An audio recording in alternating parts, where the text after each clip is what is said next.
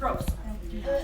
Okay, moving on to chapter 24, adolescent pregnancy, we are going to talk about.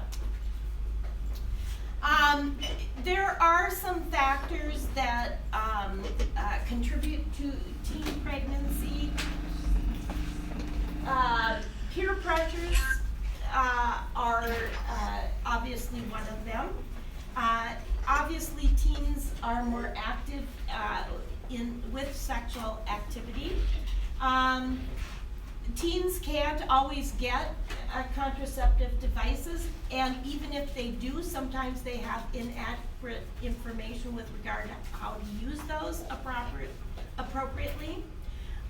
When they're pregnant, or if they're participating in sex, they're scared to share that with their parents, who may be able to give them good advice. Also, they may have some ambivalence, some conflicting feelings about pregnancy. They also tend to have a sense of invincibility. It's not going to happen to me. They may have low self-esteem and feel that pregnancy will sort of raise their opinion, or their value is raised in the event that they are pregnant. Obviously, desire for acceptance, love, etc. can play a role in a couple, and a lot of teenagers don't have appropriate role models, unfortunately. So teen pregnancy is a significant problem in the United States. They need to get adequate information. We need to know how to set limits, and they need to know how to set limits. Physiologically, there is increased risk for complications in teen pregnancies for both mom and the baby. And obviously, in adolescence, there are still developmental tasks that have to be achieved. And pregnancy puts additional stress on the development of those tasks. Teens who become pregnant, and that's probably 1 in every 5 in the United States, who already have a pregnancy. So if a teenager has a teen pregnancy, the likelihood of them having an additional one is even greater. Oops, I think I need to go back one. Oops, more than one. Where the heck?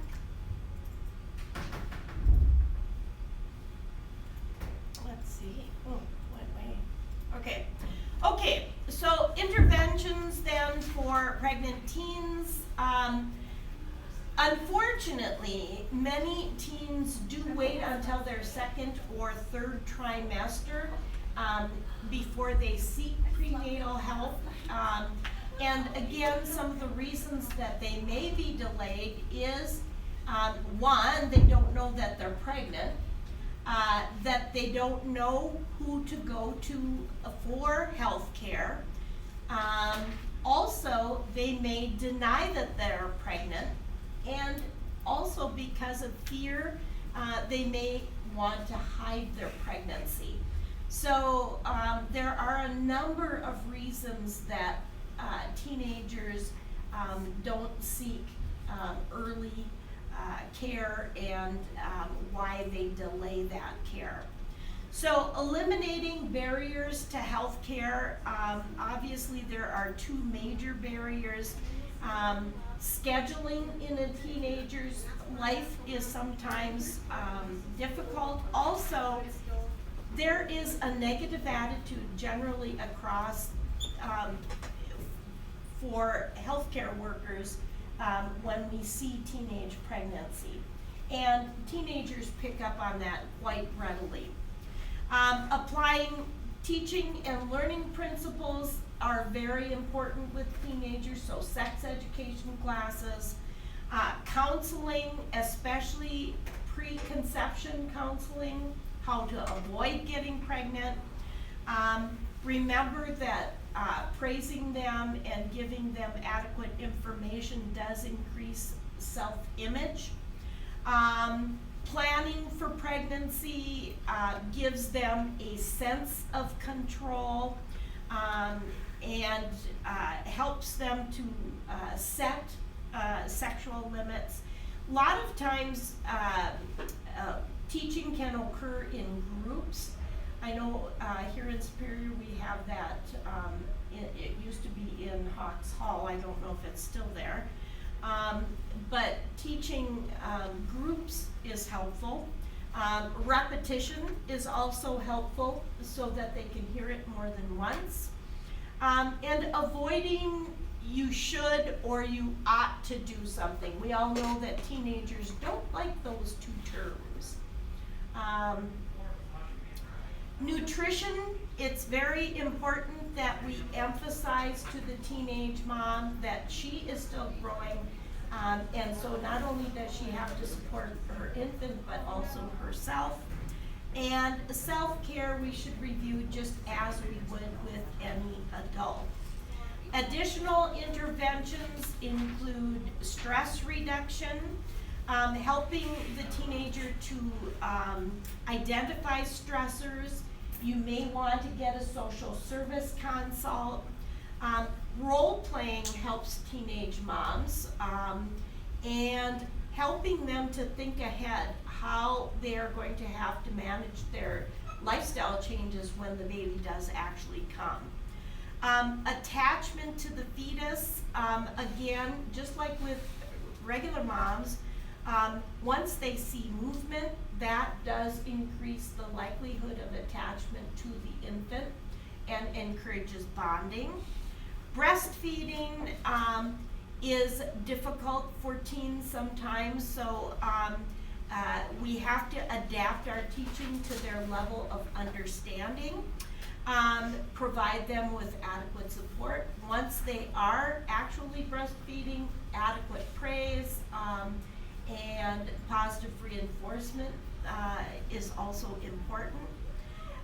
Promoting family support, getting parents involved and or significant others if it's appropriate, involving them in decision making. Labor support, again, showing the teenager respect and also showing their significant other. If they have a teenage significant other, we need to also show support to that significant other. They will be greatly offended if we are not supporting that person as well. And then providing referrals. We have well baby clinics. We have schools sometimes will support teen pregnancies. Churches sometimes, community efforts to provide support for teen pregnancies are also important. In delaying childbirth, there are certainly advantages. The older parents usually are more financially well off. They have developed more maturity. They feel more self-confident. Unfortunately, as we delay childbirth, and particularly into the 30s and 40s, which we're oftentimes now seeing, we see increased anxiety, partly because of the many genetic testing that is done on the older mom.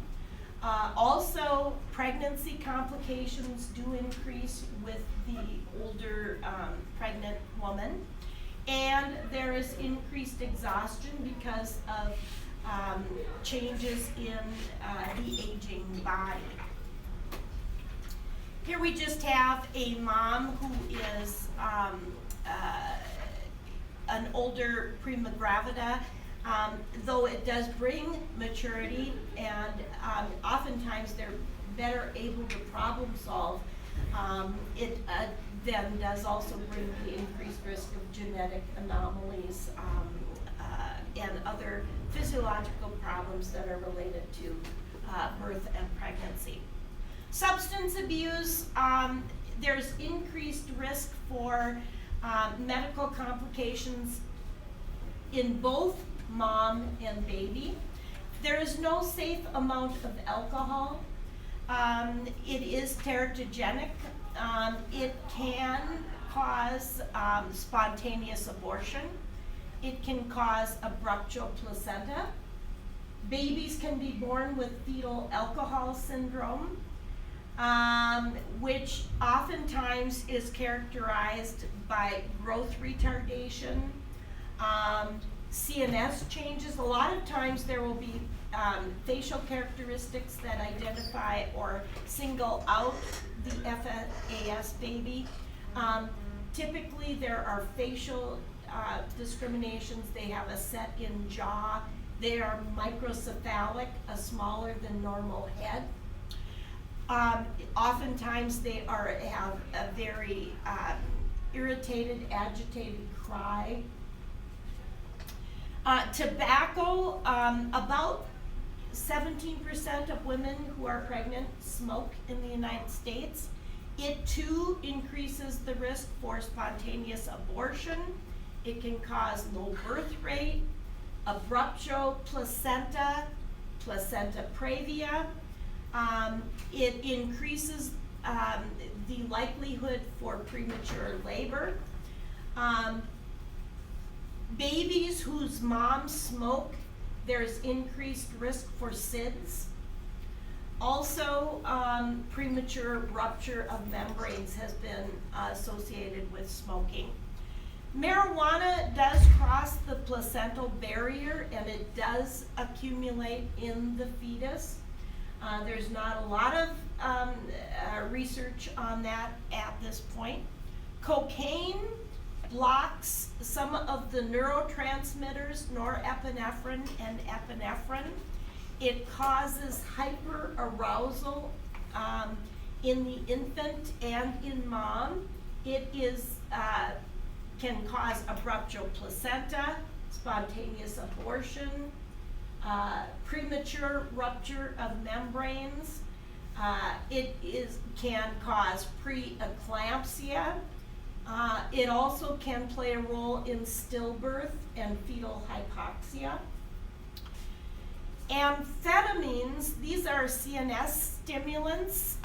They sort of act like cocaine, but they are longer acting, so you would have similar side effects. Opioids are CNS depressants. Unfortunately, they can cause dependence, and even though a mom may take an opioid, it is a precursor to the use of heroin, so it can be a stepping stone into greater drug use. Unfortunately, when moms are abusing drugs, they have inadequate nutrition, and not only does mom have a poor weight gain, but infant will, and that can result in fetal growth retardation. She tends not to get adequate prenatal care, and problems that could have been alleviated maybe won't be. There's an increased risk for STDs in drug abusers, with hepatitis and HIV leading problems. And also there's increased risk for injury to both mom and fetus because of behaviors that ordinarily would not be participated in. Signs and symptoms of recent cocaine use, it's really that hyperarousal. Cocaine causes vasoconstriction, and it stimulates contractions, so again, it does put them at increased risk for abruptio placenta, for spontaneous abortion, for premature rupture of membranes. Moms become diaphoretic, hypertensive, tachycardic. You'll see dilated pupils. They may have sudden painful contractions, again because the cocaine stimulates the contractions.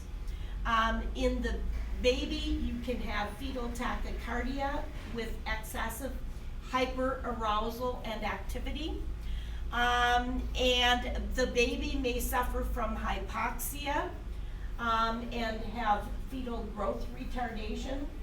And also, in moms, we tend to see sometimes some abusive reactions, some anger, and also some paranoia. Then there are also factors that influence their emotional response to pregnancy. So obviously birth of a baby that has some anomalies is a concern. The timing and how parents are told, the rule of thumb is to explain the defect to the parents as soon as possible and show them the baby as soon as possible. Let them touch the baby, let them hold the baby. All of those interventions tend to decrease the anxiety about the anomaly. You want to find out whether or not they knew that the baby was going to be abnormal. Did an ultrasound let them in on this? The type of defect can play a role. Facial and genital defects are probably the most severe and hardest for parents to accept with regard to anomalies.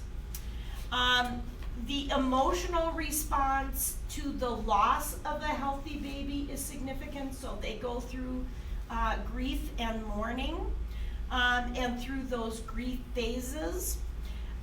Your primary intervention is to promote bonding and attachment, not detachment. And facilitate communication, give them accurate information, be honest. If you don't know something that they're asking, let them know that, and just tell them that you're going to try and find out for them. Also, preparing them for discharge is going to be significant depending on the anomaly. If they have feeding difficulties, obviously you're going to have to cover that. If they have infection concerns, you have to review that.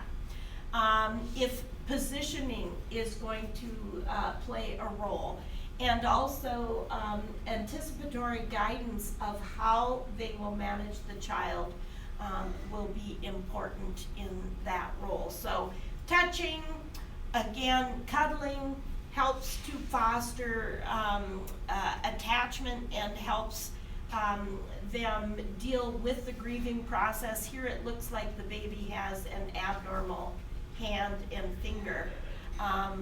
It has anomalies of the hand. Now, perinatal loss, loss of the infant at any stage is going to produce grief. You have to acknowledge that.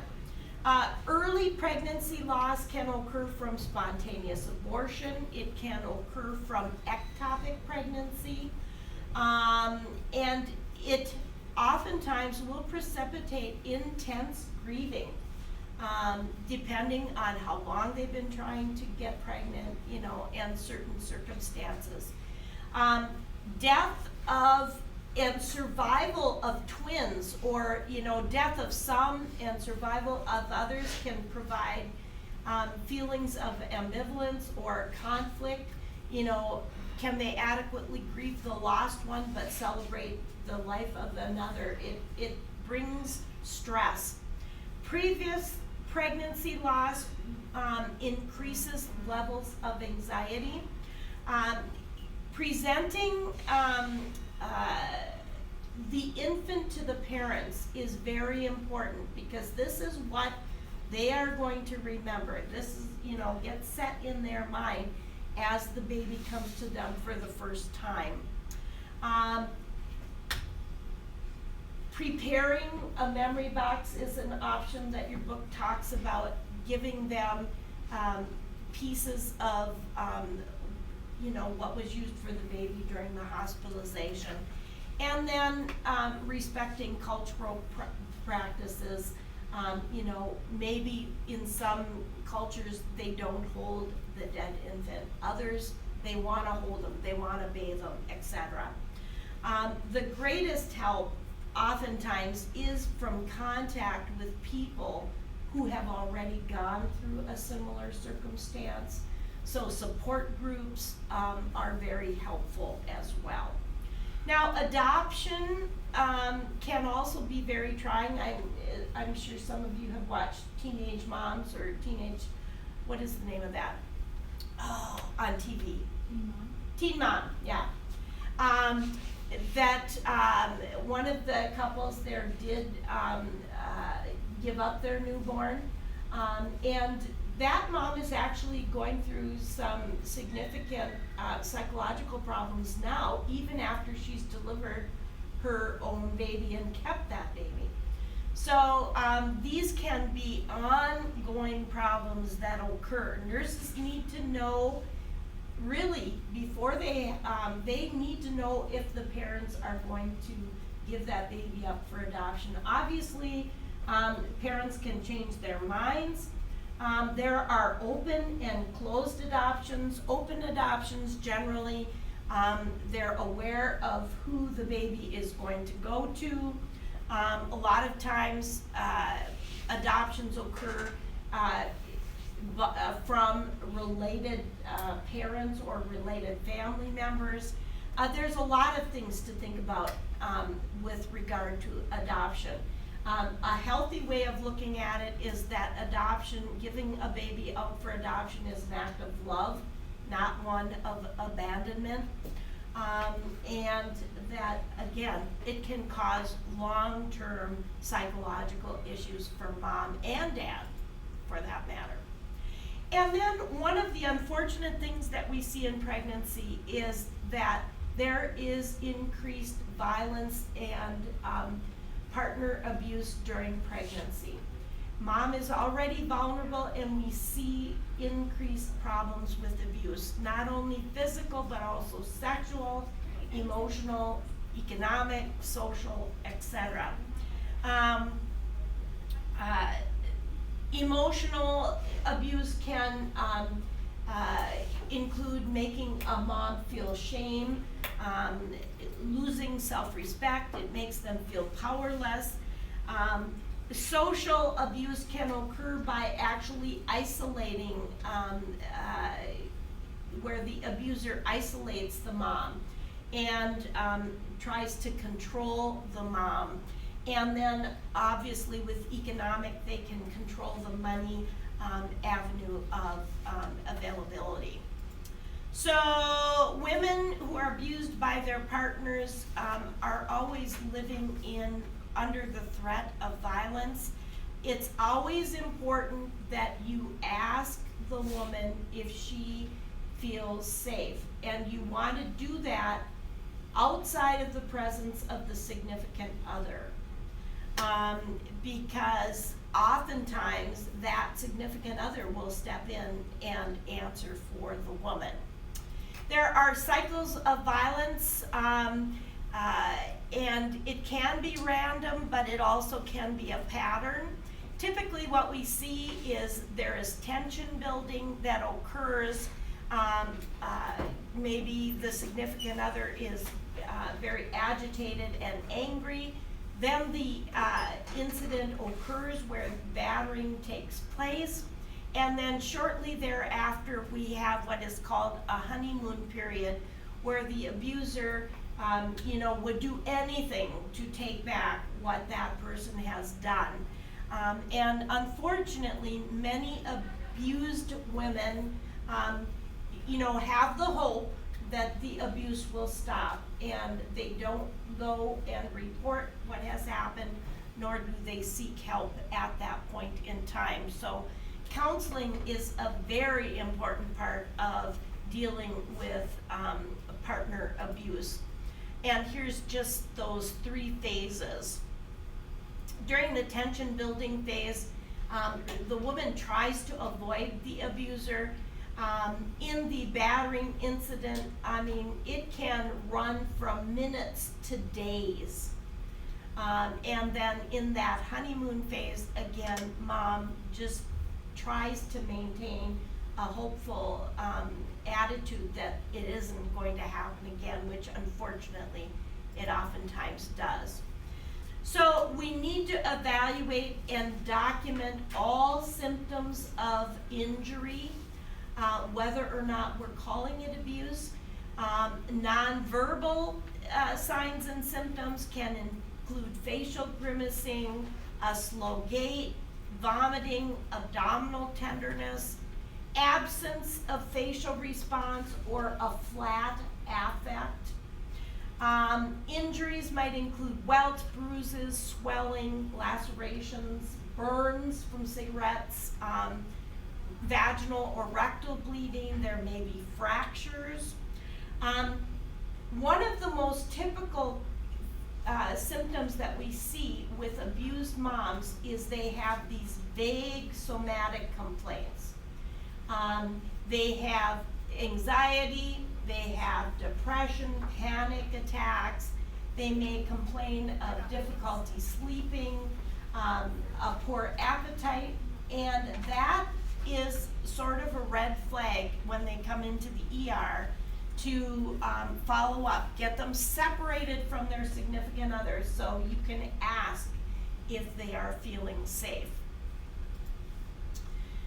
If there are discrepancies between the history and the injuries, if the wounds don't match what is being said, or if there are multiple bruises in various stages of healing, that's another concern. If there are bruising on the arms, because a lot of times the abuser will grab the victim and hold them. And if there are old and untreated wounds.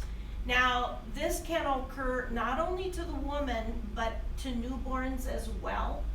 I remember one time I went into the ER with our youngest daughter. She had, and I may have shared this with you already, with the anaphylaxis. She had Kaukauna club cheese, and we brought her in. She was so edematous, and her skin was discolored because of the hyperemia and her response to the anaphylaxis. That literally, I am sure they thought that we had abused that child. And so we were in that ER for a number of hours, not only her getting epinephrine, but I am sure that, they were just validating that indeed this was an anaphylactic reaction. So those are the kinds of things that you have to assess. If you suspect that there is abuse, you would want to get the social worker involved. Consult with them, and they can take it from there. So we have a nurse suspects a patient has come in an abusive relationship. The mom is emotional, hesitant. She denies abuse. While waiting for the results, the nurse decides to teach the patient about partner abuse. And what is the rationale for that nurse's decision? What do you think it would be?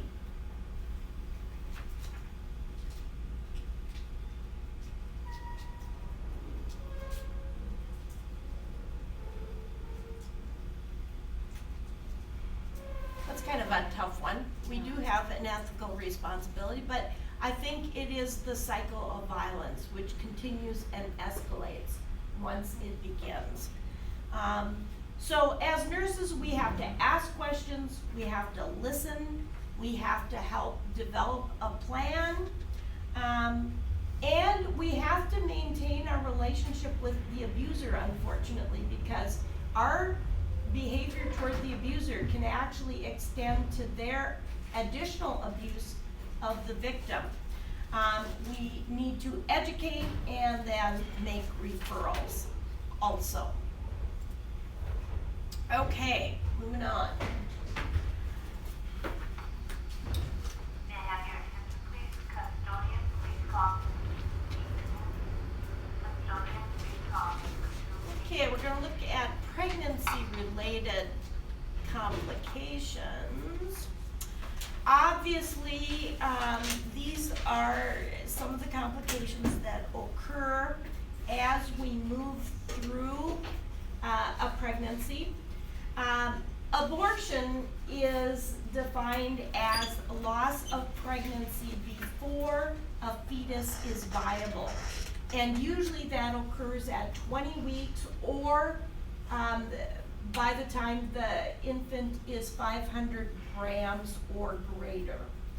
A spontaneous, or another term that we use for spontaneous abortion is sometimes miscarriage. It's a layman's term, but it essentially means spontaneous abortion. We also should distinguish induced abortion, and that is really an elective procedure to terminate pregnancy. So spontaneous abortion is different than induced abortion. Spontaneous abortion is the primary cause of pregnancy loss, usually associated with chromosomal abnormalities, and treatment is to prevent complications such as hypovolemic shock and infection, which can lead to SIRS and multi-organ distress syndrome, and then to support them in the grieving process of having lost the fetus.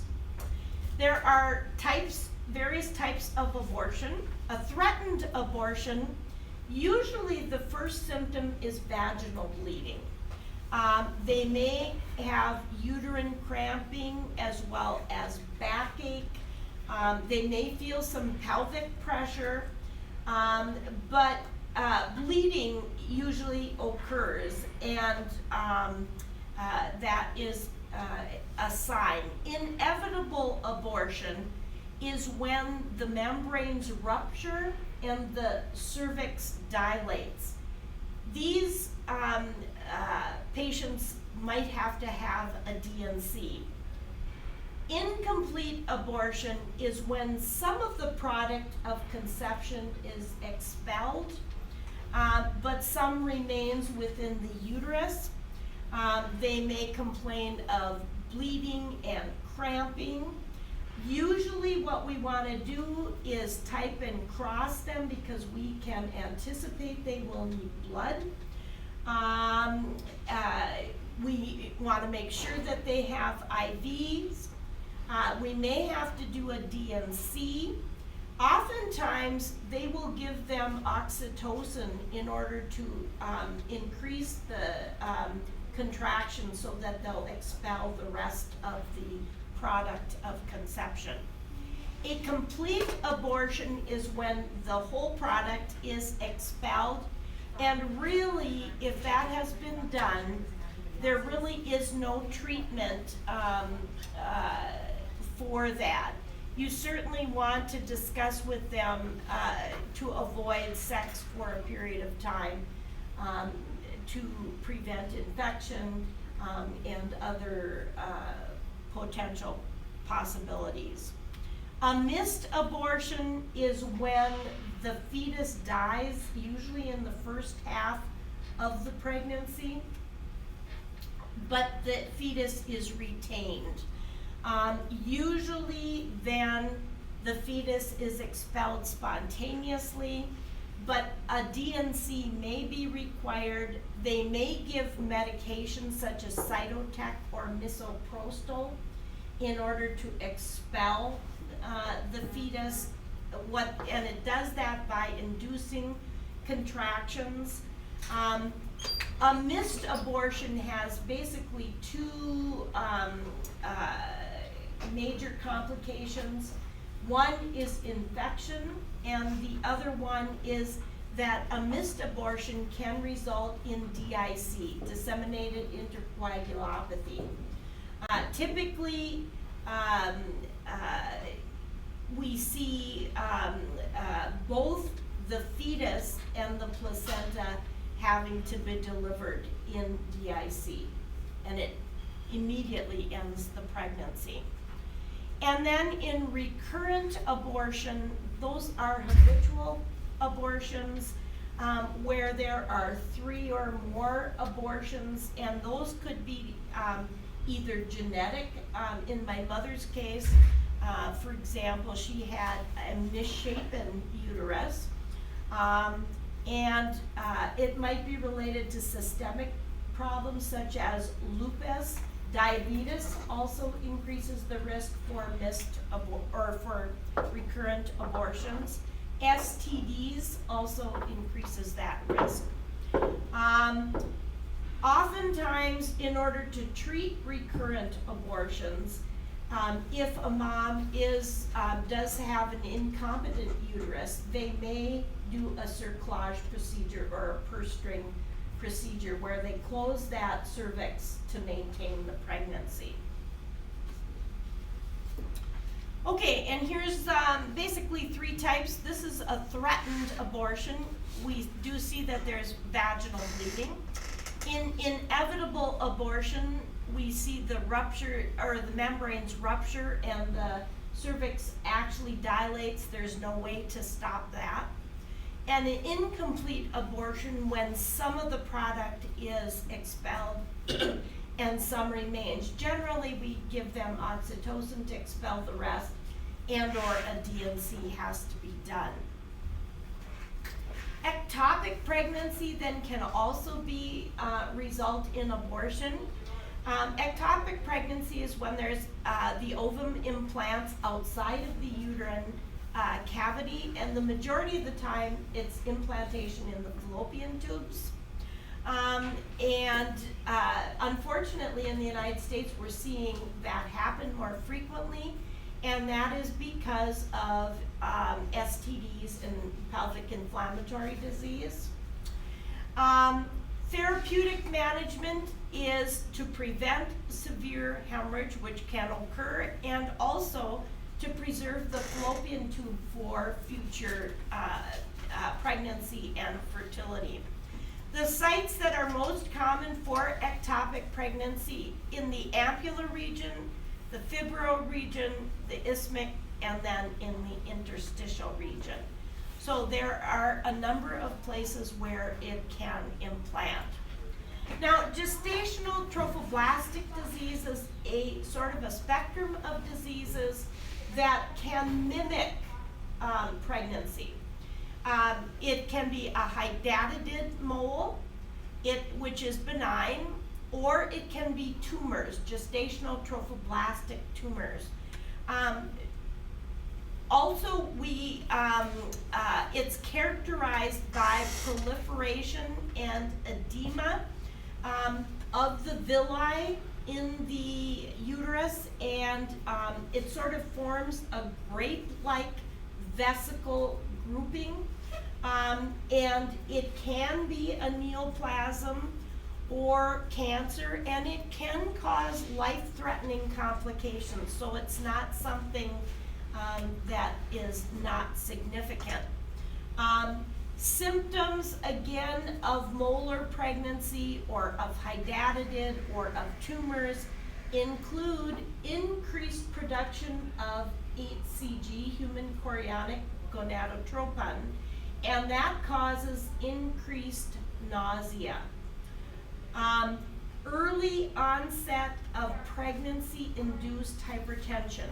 So we see severe nausea, pregnancy-induced hypertension. There may be some brownish bleeding, and also the uterus is enlarged greater than we would expect under normal pregnancies. A fundal height of 18 centimeters at 10 weeks is huge.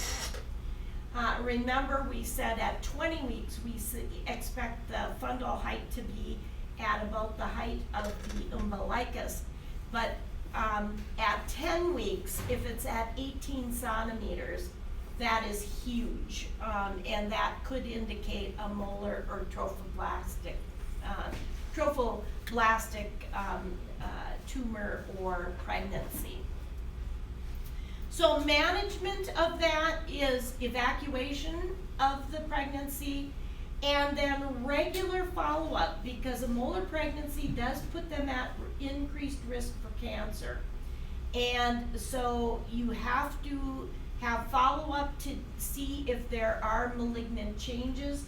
The recommendation is not to get pregnant for at least a year following a molar pregnancy. It typically occurs, this is a hydatid mole, it typically occurs in both younger and older women. It probably occurs in about 1 in every 1,000 pregnancies. If a mom has had 1 molar pregnancy, it does increase her risk for another. Ultrasound helps us to differentiate whether or not this is a true pregnancy.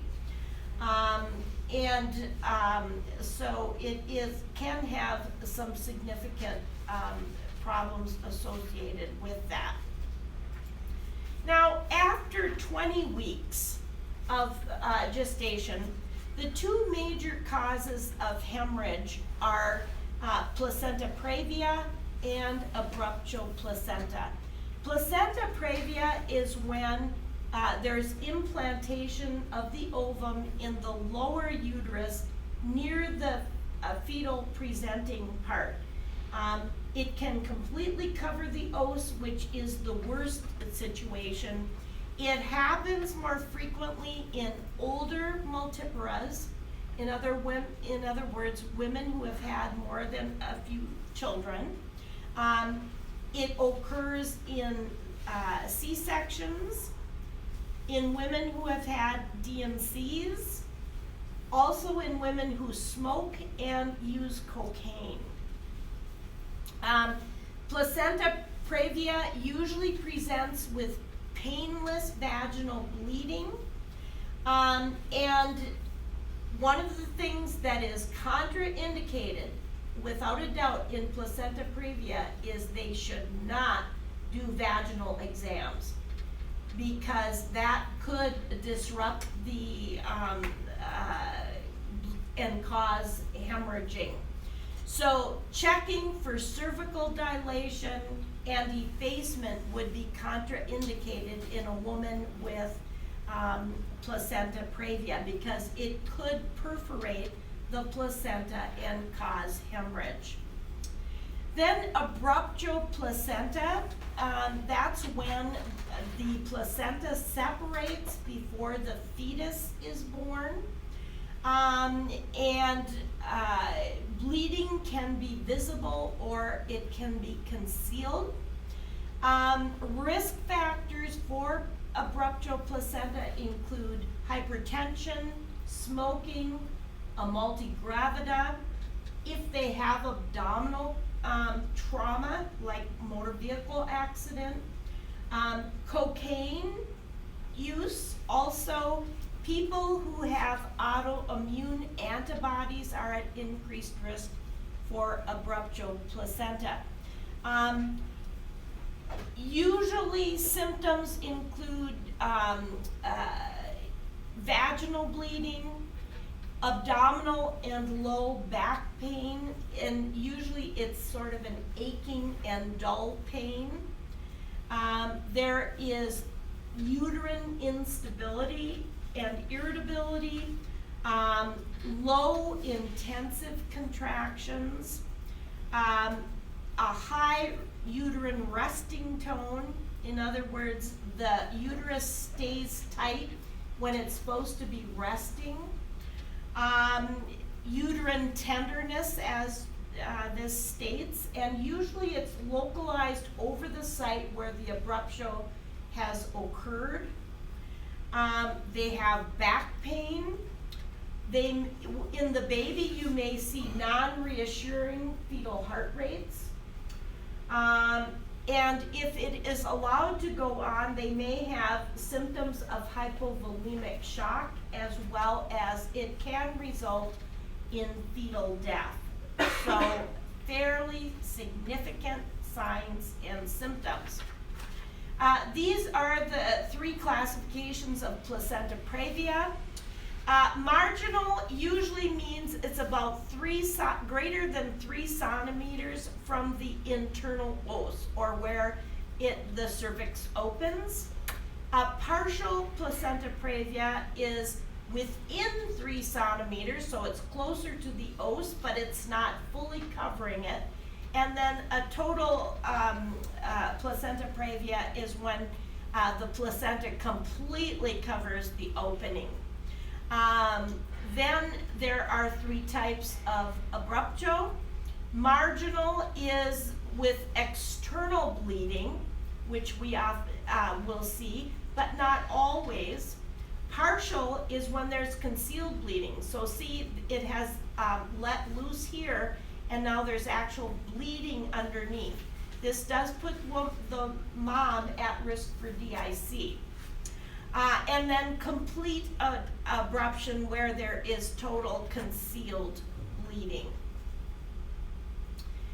So DIC, disseminated intravascular coagulation, again, this is a life-threatening complication of both missed abortions, abruptio placenta, and preeclampsia.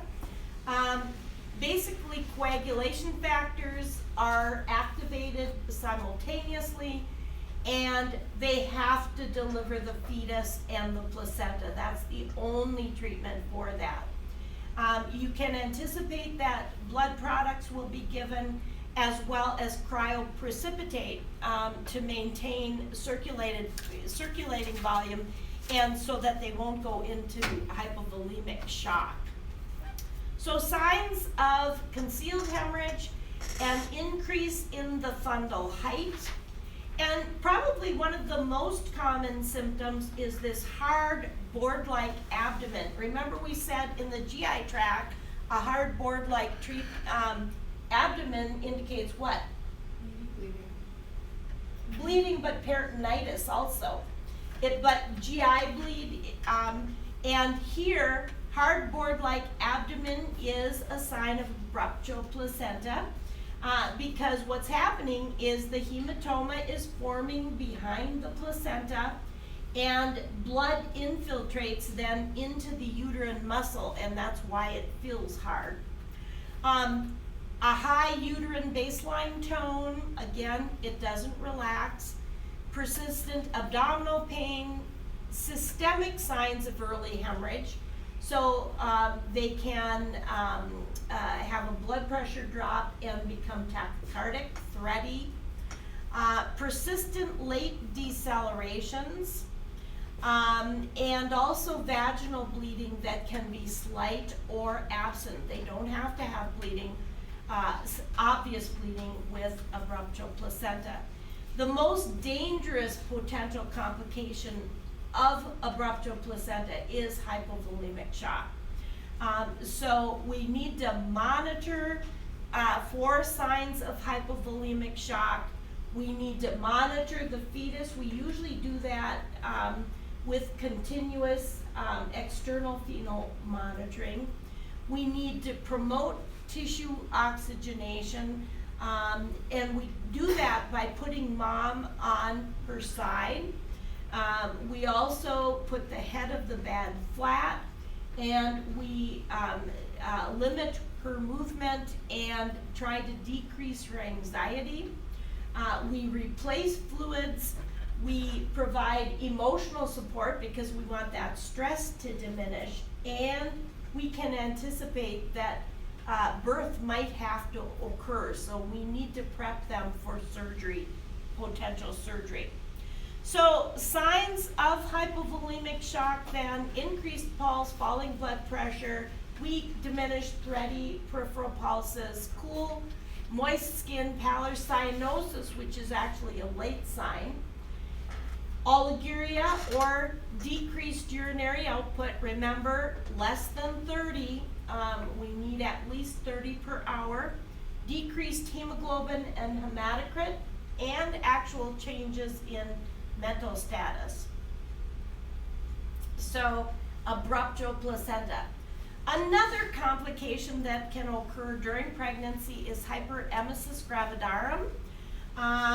This is a persistent, uncontrollable vomiting that begins in the first weeks of pregnancy. This is what I had.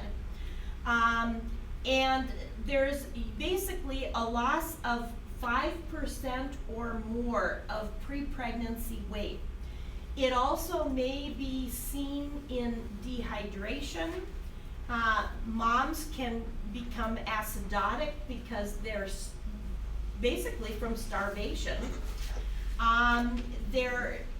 You might see increased ketones, as well as if they're nausea and vomiting up a lot, they can actually develop metabolic alkalosis. And hypokalemia. Hypokalemia is a typical sign for hyperemesis gravidarum. Management is to prevent dehydration and electrolyte imbalance. To prevent malnutrition by encouraging them to actually eat every 2 to 3 hours. You can use measures to decrease nausea and vomiting. B6, adequate B6 helps to do that. Ginger is a common one. You can buy ginger. In fact, I oftentimes carry around ginger. I buy it at the Oriental. Ginger candy. Anytime I feel nauseated or something, it really does help. They can use antiemetics, although you want to try to stay away from drugs. And then emotional support is also helpful because mom is worried that something is wrong. They really don't know what causes it. It's thought that it might be an allergy to the fetal proteins. Recently, they've found some evidence that it's possible that it's related to H. pylori. And also, they feel that there is some psychological involvement with maybe some ambivalence or some concern, anxiety related to pregnancy. Another problem that occurs during pregnancy is preeclampsia. Basically, there are 4 categories of hypertension that accompanies pregnancy: gestational diabetes, preeclampsia, eclampsia that actually goes into seizure, and then chronic hypertension. Preeclampsia is one of those, and it's usually associated with intrauterine growth retardation, or IUGR, and it is a major cause of prenatal death. Women who are preeclamptic are oftentimes hospitalized and on mag citrate prior to delivering. You want to try to prevent it from progressing to seizure. Risk factors for preeclampsia include it being a first pregnancy. Also, if the male or the father has had a previous baby.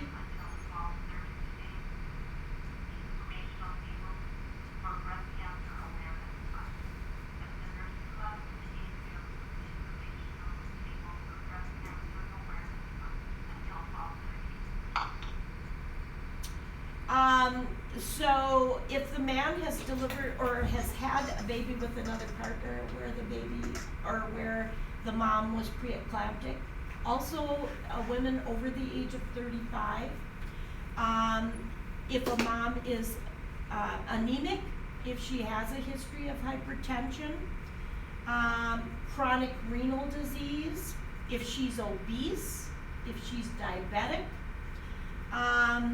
also in multifetal pregnancies, that does increase the risk for preeclampsia. And also women who have had special procedures to get pregnant, it increases the risk. What happens is there's general vasospasm, and that decreases the circulation to all of the organs. And the organs that are most affected are the liver, the kidneys, and the brain.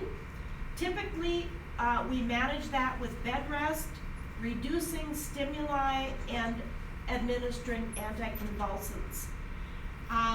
Typically, moms have edema, generalized edema, associated with preeclampsia. However, it's kind of hard to distinguish that between normal pregnancy, because normal pregnancy also has edema. But classic signs of preeclampsia include hypertension, proteinuria. They also will have vasoconstriction in their retina, so they can see some of those changes. Their deep tendon reflexes become hyperreflexive, and because of cerebral irritation.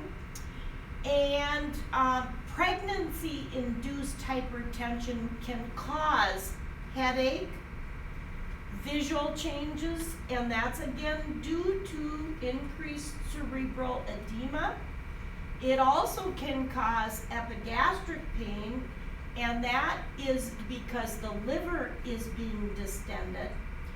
And that can be a precursor or mean that there is an impending seizure that is going to occur. So headache and visual changes and epigastric pain are serious signs of symptoms with regard to preeclampsia and pregnancy-induced hypertension that can mean seizures are imminent.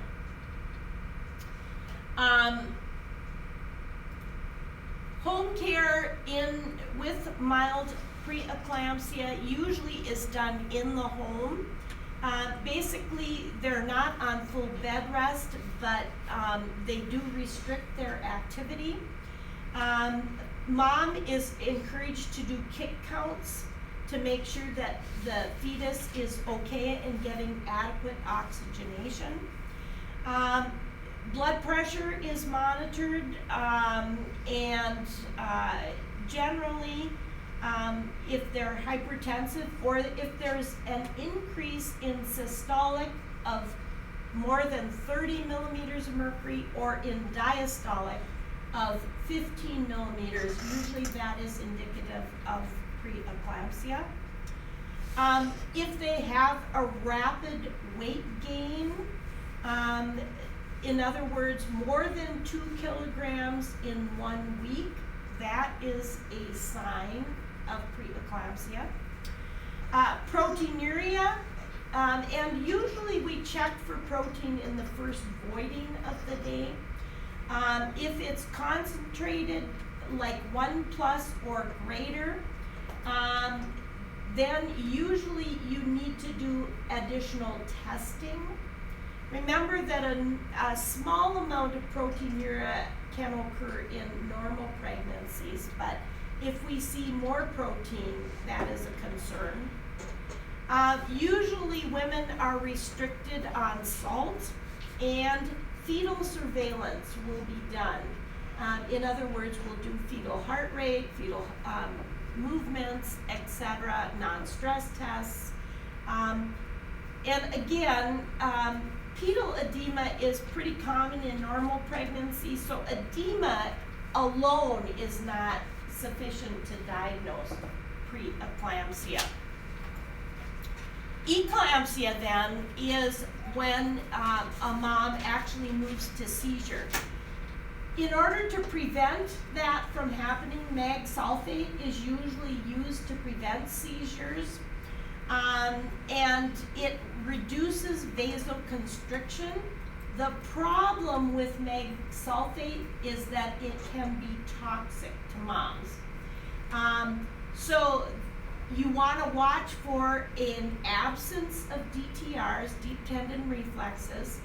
If mom has an absence and they're on mag sulfate, you would hold that next dose and actually give them calcium gluconate in order to reverse the mag citrate. Of course, you'd be or the mag sulfate, you would be contacting the physician. Decreased urinary output of less than 30 per hour, and also decreased respirations less than 12. Those are all signs and symptoms of mag sulfate toxicity. They also can suffer from flushing and sweating. So anytime a mom is getting mag sulfate, you have to watch for, again, absence of DTRs, decreased urinary output, and decreased respirations. You would hold and give them a reversal with calcium gluconate. Of course, you would be in touch with the physician. Also, you monitor them to make sure that the mag sulfate is working, and you also want to control external stimuli because sometimes that can cause seizure. Most seizures associated with preeclampsia occur during labor and in the postpartum period. So moms who are preeclamptic, I actually got preeclamptic with my last child as well, and I was put in the hospital early so they could monitor that as well. So interventions, you want to protect mom and fetus. You stay with the mom. During the tonic phase, you turn the mom on her side. That's in order to improve circulation to the placenta. Of course, you monitor seizures like you would any seizure, the time, sequence, etc. Also, after the seizure, you want to maintain the airway, suction the woman's mouth and nose, give oxygen, and observe the fetus for signs of hypoxia. Non-reassuring signs would be bradycardia, tachycardia, or a decrease in variability. So you need to make sure that you are monitoring the infant as well. So mag sulfate is a treatment for eclampsia to prevent seizure activity. Then another complication with pregnancy is HELLP, the HELLP syndrome. Hemolysis, elevated liver enzymes, and low platelets. It's a life-threatening syndrome that occurs as a complication in women who have severe hypertension. It can occur in the postpartum period, and generally women with HELLP are in the intensive care. Typically what we see is hemolysis occurring as a result of fragmentation and changes in the RBCs through damaged blood vessels. Liver enzymes increase, and those are when the blood flow is obstructed by fibrin deposits, and low platelets are caused by vascular damage, again resulting from vasospasms. So what happens is platelets aggregate at the damaged sites, and then they develop systemic thrombocytopenia. The first symptom that you see in HELLP is usually pain in the right upper quadrant. They also may complain of lower chest or epigastric. They may have nausea and vomiting, and they may have severe edema. It's important in HELLP that you not palpate the liver. You don't want to damage the liver any more than it already is. And then we said a fourth type of hypertension is chronic hypertension. Again, women who have chronic hypertension are at increased risk for preeclampsia, and of course close monitoring for protein and edema are important. Usually antihypertensive meds are initiated if the diastolic is greater than 100 millimeters of mercury. One of the drugs of choice is methyldopa or Eldamet. It is safe and effective in pregnancy. ACE inhibitors are contraindicated to treat hypertension in pregnancy, but they actually can be used in the postpartum period. So you have to be careful about what drugs are used during pregnancy as well. Another complication is incompatibility or RH and ABO incompatibilities. RH incompatibility affects the fetus, not the mom. And usually it's the first RH positive child is not affected. It's subsequent pregnancies. And it happens again when you have an RH negative mom, RH positive dad. What happens is moms forms antibodies that develop after she's been exposed to an RH positive baby, and that mom requires RhoGAM, which is RH immunoglobulin, because we give that at 28 weeks because we assume, without doing an amniocentesis and further invasive tests, we don't know what the baby is. So we assume the baby is RH positive. And then we repeat that RhoGAM after birth if indeed the baby is RH positive, and it's usually given then again at around 72 hours or so. And that is given IM. If the baby is RH negative, then mom would not get another RhoGAM at 72 hours. ABO incompatibility is less severe than RH, and it occurs when the fetus is type A, B, or AB. O type women with naturally occurring and anti-A and anti-B antibodies, and that can result in hyperbilirubinemia to the infant, and babies are then screened for jaundice. And the process of maternal sensitization, this just shows that sensitization to the RH factor. Here you have RH positive dad, RH positive or negative mom.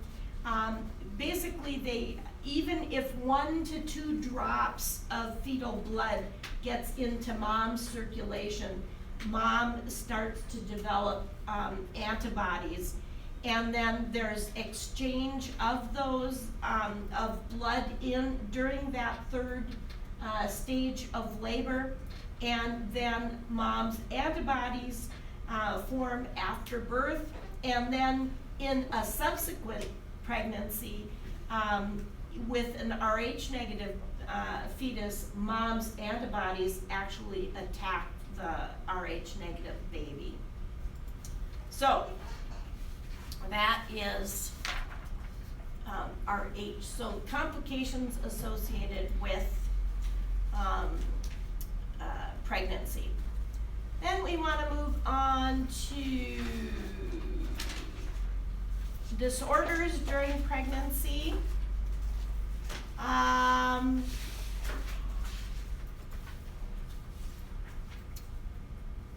So when we look at the effects of pregnancy and how the baby metabolizes, hypoglycemia can occur anytime during the first 20 weeks of pregnancy because there is increased insulin release, and placental hormone levels sharply rise after 20 weeks, and what that does is it creates a resistance to insulin by the mom's cells. And so maternal insulin needs will change through the pregnancy. If a mom has diabetes, they have a greater risk for preeclampsia, for infections, and for ketoacidosis. And Mom's hyperglycemia risk increases the risk for congenital anomalies in the baby. So obviously the goal is for mom to have adequate sugars during pregnancy.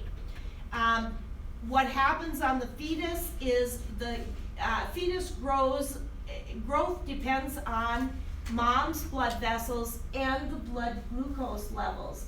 So in addition to potential congenital anomalies, the infant of a diabetic mom can increases their risk for hypoglycemia, for hypocalcemia, for hyperbilirubinemia, and for respiratory distress syndrome. And these can be minimized by stabilizing and maintaining mom's blood sugars during pregnancy. And keeping them near a normal level, especially in the last weeks of pregnancy and during labor. Hyperbilirubinemia is related to increased production of RBCs that might be caused by hypoxia. Remember, the body's response when there's low oxygen is to produce more RBCs. And so that can result in breakdown and hyperbilirubinemia. Respiratory distress is related to the fetus having hyperinsulinemia, which actually retards the synthesis of surfactant, which is important in lung maturity, and that increases the risk for respiratory distress syndrome then. Gestational diabetes can cause two complications: macrosomia, or a big body. Moms who have gestational diabetes tend to have larger kids, and then hypoglycemia. In moms, it increases the risk for urinary tract because sugar in the urinary tract increases the chance for bacteria. Hydramnios, or a larger than normal amount of amniotic fluid, premature rupture, and also preeclampsia.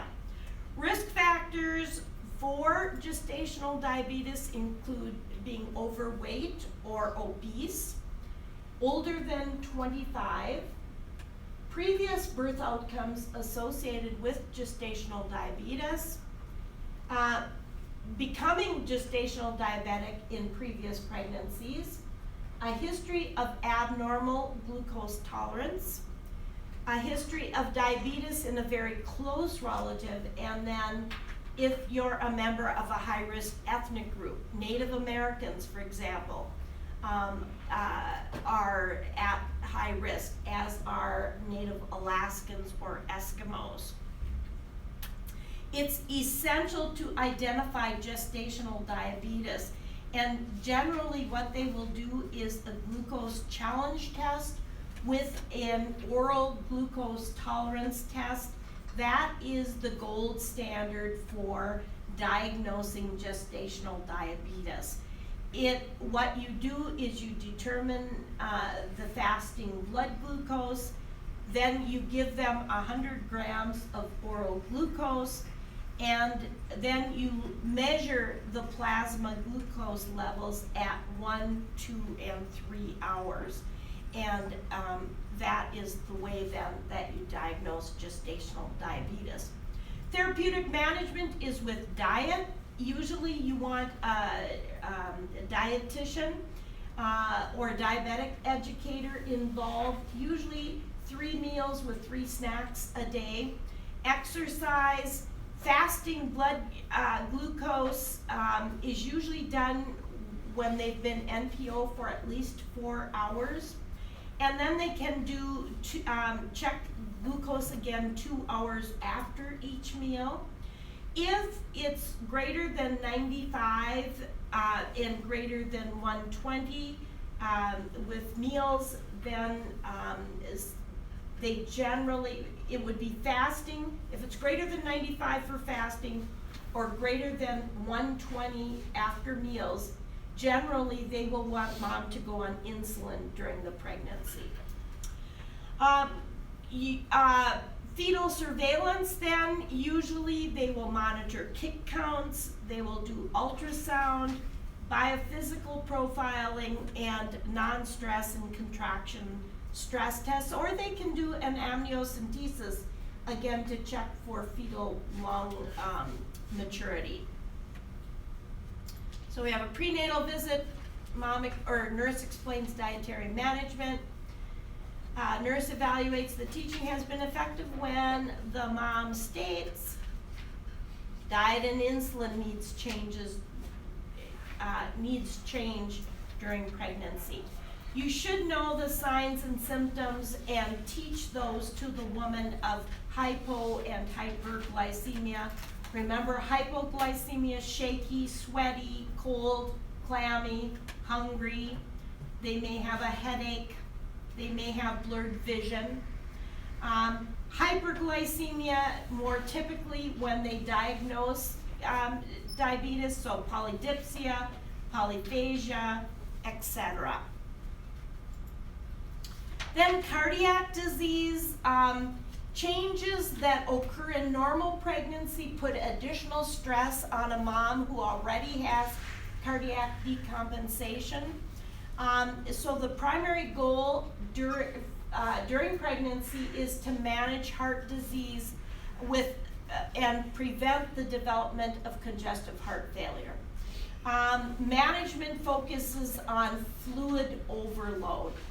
And signs and symptoms of CHF: cough, progressive dyspnea, especially with exertion, orthopnea, having to sit up to breathe, and pitting edema. Other signs: heart palpitations, progressive fatigue, and syncope, as well as moist rales in the lower lobes that can indicate pulmonary edema. Other heart problems can include rheumatic heart disease, which is usually associated with strep. Congenital heart disease can involve left to right and right to left shunts, and we'll talk more about that in the newborn. Therapeutic management can include classes, and also cardiovascular diseases are graded according to levels, class 1, 2, 3, 4. For example, a class 1 woman with cardiovascular disease usually is able to tolerate the stresses of a normal pregnancy, and she doesn't need additional intervention. And you go to a class 4 where literally they will anticipate doing a C-section.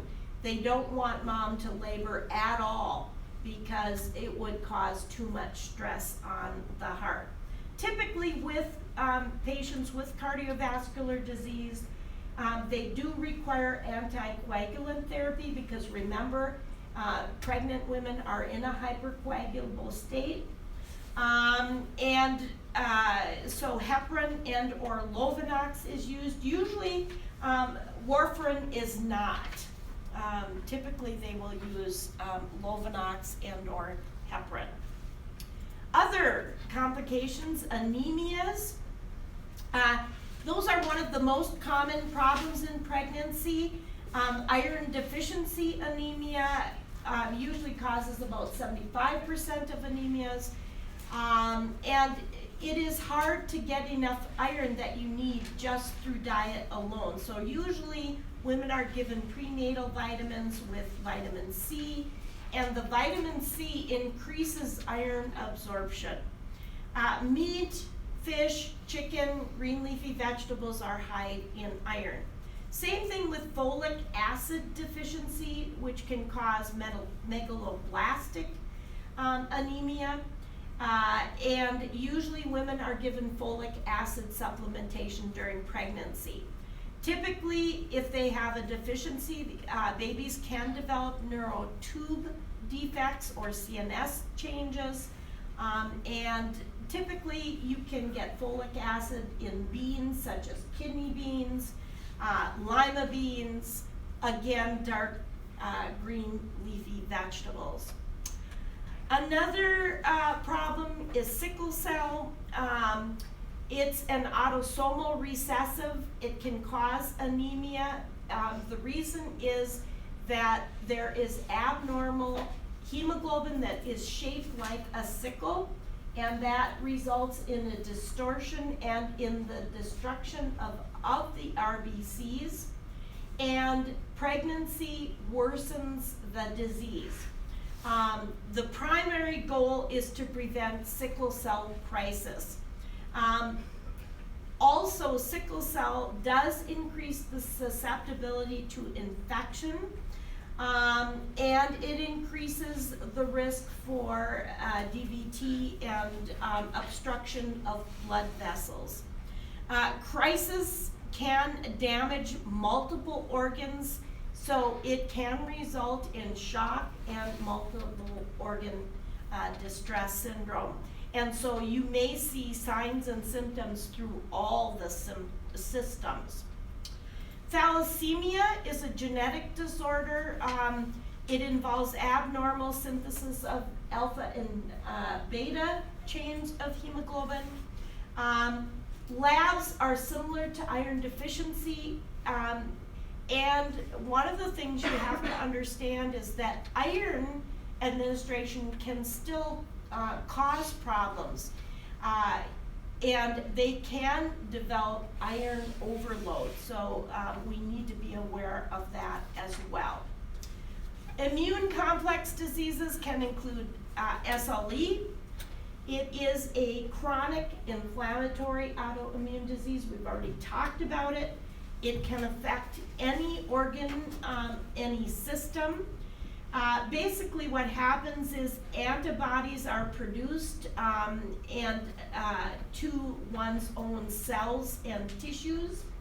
So we can see, again, signs and symptoms throughout the body. They typically have that butterfly rash. They may have joint pain, arthralgia. They may have photosensitivity. There are a number of signs and symptoms. It's treated as high-risk pregnancy because its association with abortion, fetal death, and exacerbation of SLE during pregnancy. Autophospholipid syndrome is associated with increased risk for thrombosis, fetal loss, and low platelets, as well as stroke. Phospholipids increased cholesterol as well. And then Hashimoto's thyroiditis causes most of the problems with hypothyroidism in women. And if it is untreated, it can affect the fetus and cause mental development anomalies in the infant. Seizure disorders, epilepsy, and this is outside of eclampsia. Epilepsy management is complicated by the fact that anticonvulsants can cause teratogenic effects, and they think that that might be related to folate deficiency. Alterations might be necessary in the medications or how they treat the epilepsy. And anytime a mom has seizures, it can result in fetal hypoxia and acidosis and puts the infant at risk. Infections, viral infections have, some of these viral infections have great potential for harming the fetus. Viral infections can be very mild in adults, but they can be catastrophic to fetuses. Cytomegalovirus is a primary infection that is probably one of the most dangerous to fetus. They get it from mom. It can result in hearing loss, and primary prevention is the best treatment. Rubella, especially if exposed during the first trimester, can affect hearing. It can affect, increase the risk for cataracts. It can affect the cardiac system. It can cause microcephaly, intrauterine growth retardation. Chickenpox or varicella, usually they can be given varicella zoster immunoglobulin. Herpes virus, acyclovir can be given to treat herpes. Parvovirus is also known as erythema infectiosum or Fifth's disease. This can occur despite having received immunizations. Basically, they develop a lace-like rash and what is called slap cheeks. They kind of can get reddened, but it can actually result in fetal death if it is given the opportunity to go to its extent. Hepatitis B, there is universal newborn vaccinations for hepatitis B. Hepatitis B exposure does increase the risk for prematurity as well as low birth rate. It can cause death. HIV is a retrovirus that affects immunity, and mom can be treated with zidovudine or ZDV, along with other antiviral meds that can then reduce the potential for infection to the infant. And oftentimes the infant is started on ZDV at about 6 to 12 hours after birth. And then they're given it every 6 hours for about 6 weeks. Moms who are HIV positive and infected should not be breastfeeding. And then infections during pregnancy, non-viral infections can include toxoplasmosis, which is a protozoal infection. It's transmitted primarily in raw and undercooked meats, or it can be transmitted in cat feces, contaminated cat feces. So what we do is avoid undercooked meats, we avoid raw eggs and unpasteurized milk. We wash all fruit and vegetables very carefully. We cook meat so that the internal temperatures are at the level they're supposed to be. You always should wash surfaces and use different utensils when you're cutting vegetables and when you're cutting meats.